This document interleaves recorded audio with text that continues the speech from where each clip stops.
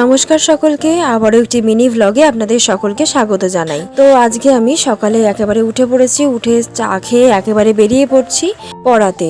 তো পড়িয়ে এসে দেখি বাপি তো অনেক বাজার করে এনেছে, আর এখানে বিভিন্ন রকমের সবজি এনেছে। বাপি বাড়িতে থাকলেই বাজার প্রচুর প্রচুর করে আনে।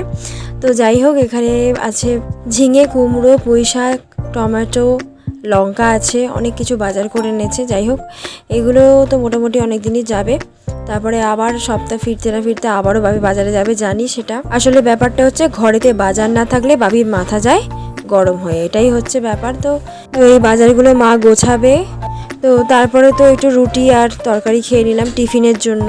তারপরে তো স্নান করে নিয়েছিলাম। তারপরে দুপুরের খাবার খেয়ে রেস্ট নিয়ে একেবারে বেরিয়ে পড়ছি আবার বিকেলে পড়াতে যাওয়ার জন্য। তো আজকে দুবার পড়াতে যাওয়ার ছিল, কারণ একদিন কামাই করেছিলাম, যার জন্য দুবেলা ধরে পড়িয়েছি।